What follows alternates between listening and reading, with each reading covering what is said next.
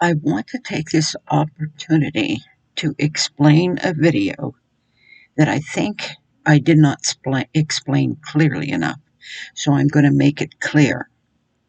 I did not say the Holy Spirit does not come down and is not with you whenever you are singing, even when you're repeating a song.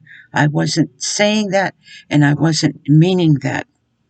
I was talking about those that repeat the same words for hours. That is not a good thing. I was talking about, I watched a video on a certain man that wanted to run for president. And the emotional frenzy in that video was a frenzy. Okay. It wasn't the regular when you go into worship and the Holy Spirit comes down. I wasn't talking about, I was talking actually about a particular video, and I apparently did not explain myself. So understand this. I am not denying the Holy Spirit comes down when you worship.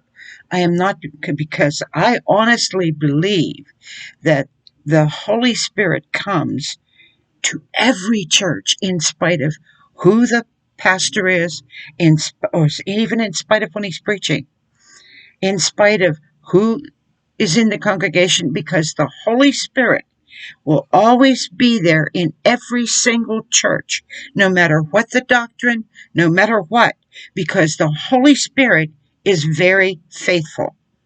All right. I hadn't got into teaching that stuff yet.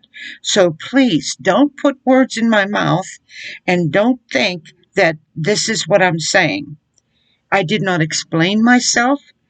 And I'm going to take that video down because if there's that much in it, misunderstanding on it.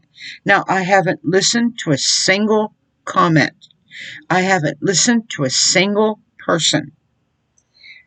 I have no idea from what anybody physically has commented on it.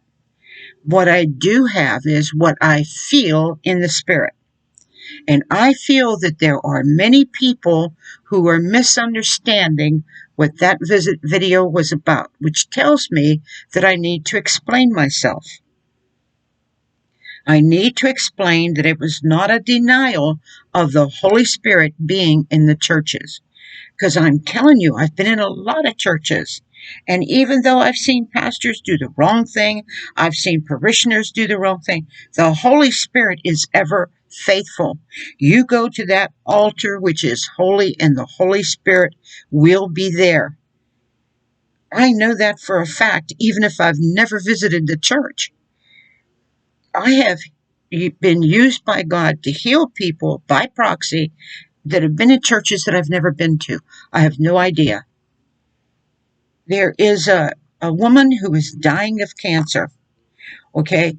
And in her dying of cancer, she had lost so much weight, and she only had a few days to live.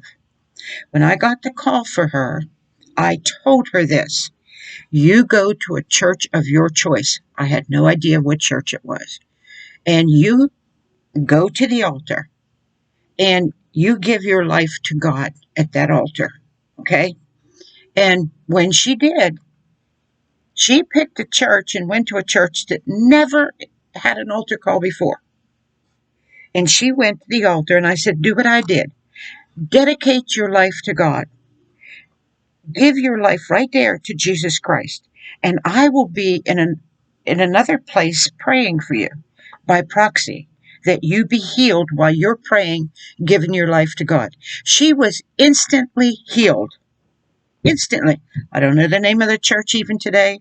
I've been there, but I can't remember.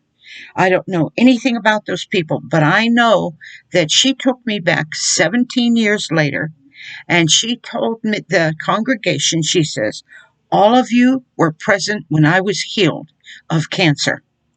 All of you were there when I went to the altar. This is the woman that stood proxy for me. Okay?